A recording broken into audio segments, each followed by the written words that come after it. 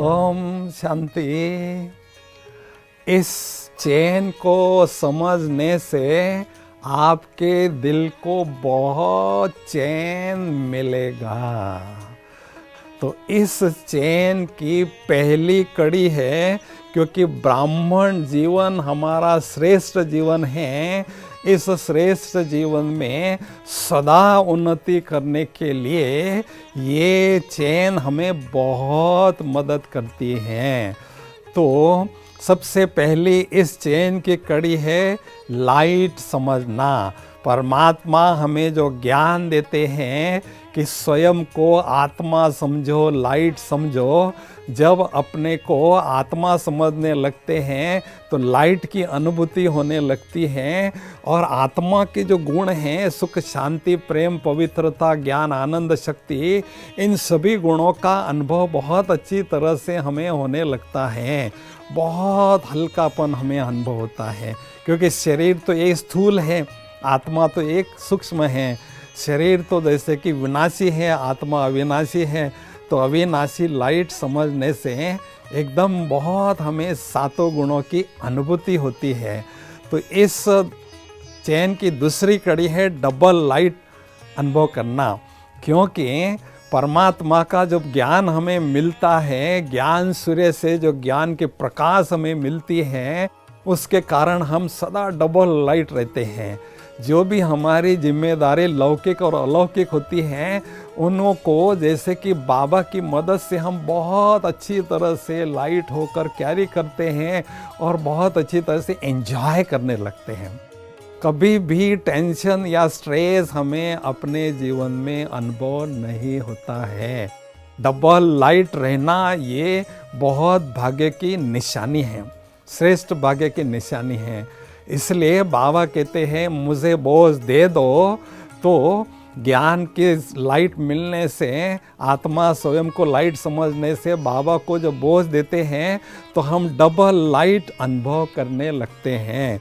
तो इस चेन की तीसरी कड़ी है डिवाइन इनसाइट।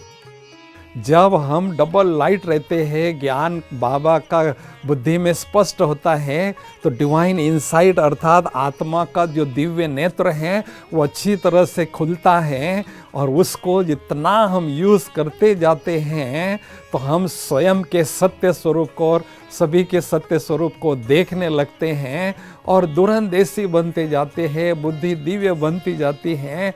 और डिवाइन इनसाइट जो बाबा ने दिया है, दिव्य बुद्धि विधाता ने, उसका प्रयोग करने से हमारे जीवन में दिव्यता की शक्ति बढ़ती है। क्योंकि जितने हम पुराने बाबा के बच्चे बनते जाते हैं तो जीवन में दिव्यता आना जरूरी है। तो दिव्यता आना अर्थात हम अपने जीवन में प्रोग्रेस कर रहे हैं, वो उसकी निशानी है। तो चौथी कड़ी है काइट।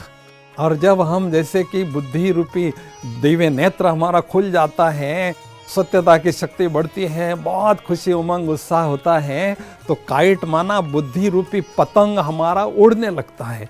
हमेशा उड़ती कला की अनुभूति होती रहती है और बहुत आनंद अनुभव करते हैं। तो हमेशा बुद्धि रूपी पतंग उड़ रहा है, तो उड़ने का आनंद हम सदा लेते रहते हैं। और पांचवी कड़ी है नो फाइट। जब हम इस दुनिया से ऊपर उड़ते हैं तो ये जो माया की दुनिया है, इस माया की दुनिया में माया हम पर वार नहीं कर सकती है। अगर हमारी बुद्धि यहीं दुनिया में रहेगी तो मन बुद्धि इस दुनिया में भटकती रहेगी, मटकती रहेगी, लटकती रहेगी। लेकिन हमें बहुत खुशी रहती है, तो हम कहते हैं जितना ईश्वरीय नशे में चूर, उतना इस दुनिया से दूर हम रहते हैं। और नो फाइट माना माया से हमारा युद्ध होता ही नहीं है, क्योंकि युद्ध में हमारी बहुत शक्तियाँ और बहुत संकल्प शक्ति के खजाने खर्च होते हैं, वो बचते हैं। और नो फाइट होने के बाद छठवीं कड़ी है फ्लाइट। जब हम बहुत अच्छी तरह से उमंग उत्साह में उड़ते रहते हैं तो हमें परम धाम की फ्लाइट मिलती है। एक सेकंड में जितना देह से न्यारा होते ही 1 सेकंड में हमें परम धाम की फ्लाइट मिल जाती है और हम बाबा के पास बैठ जाते हैं। देखो बाबा फ्लाइट मिलते ही बाबा के पास बैठ गए तो क्या मिलेगा आपको? माइट मिलेगी, शक्तियाँ मिलती रहेगी। देखो सारे कल्प में अगर आपको प्रश्न पूछते हैं आपके जीवन के सबसे खुशनुमा पल कौन से हैं, सबसे सुहावने पल कौन से हैं, गोल्डन मोमेंट्स कौन से हैं, जब मैं आत्मा भगवान के सानिध्य में परम धाम में अनुभव करती हूँ, परम सुख की, परम आनंद की अनुभूति मुझे होती है, वो मेरे जीवन के सबसे खुशनुमा पल है, ऐसा हम अनुभव करते हैं। तो हमें शक्तियाँ भी मिलती हैं लेकिन परमात्मा से खुशी भी मिलती है, उनकी कंपनी को हम एंजॉय करते हैं क्योंकि बाबा हमारे बेस्ट कंपेनियन भी हैं। तो शक्तियाँ मिलने के बाद 8वीं कड़ी है वाइट बनना, अर्थात शक्तियाँ मिलने से आत्मा पर जो दाग होते हैं विकारों के, वो विकारों के दाग मिटने लगते हैं, आत्मा एकदम बेदाग हो जाती है, स्तोपदान बन जाती है, पवित्र बन जाती है, वाइट बन जाती है। तो शुद्धता जितनी बढ़ती है उतनी परमात्मा के साथ समीपता भी बढ़ती जाती है। तो जितनी पवित्रता उतनी पात्रता, वर्तमान समय जितनी हमारी पवित्रता होती है ना, उतनी सत्युग प्रारब्ध के लिए हमारी पात्रता होती है। तो हम बहुत अच्छी तरह से संगम युग में भी खजाने प्राप्त करते हैं क्योंकि हम बालक हैं, वो हमारा मालिक है, वो हमारा बाप है। तो स्वयं को बालक समझने से उनसे हमें जो खजाने मिलते हैं वो खजानों से हम बहुत भरपूर होते हैं, अपना जन्म सिद्ध अधिकार प्राप्त करते हैं और उसके आधार पर फ्यूचर हमारा ब्राइट होता है, भविष्य प्रारब्ध हमारा एकदम उज्जवल बनता है क्योंकि खजानों से भरपूर होते रहते हैं और आत्मा बाबा के साथ में रहती है, संग बाबा के संग का रंग लगता है। तो बाबा जैसा हाईएस्ट ऑन हाई है, हम भी ऊंच बनते जाते हैं क्योंकि कहते हैं टॉप क्वालिटी की आत्माएं टॉप फ्लोर पर रहती हैं। तो जब बाबा के पास हम रहते हैं तो आत्मा में भी रॉयल्टी आती रहती है और फ्यूचर ब्राइट अर्थात सतयुगी नई दुनिया में वर्तमान समय हम फरिश्ते भी बनते हैं, उड़ते कला में उड़ते रहते हैं।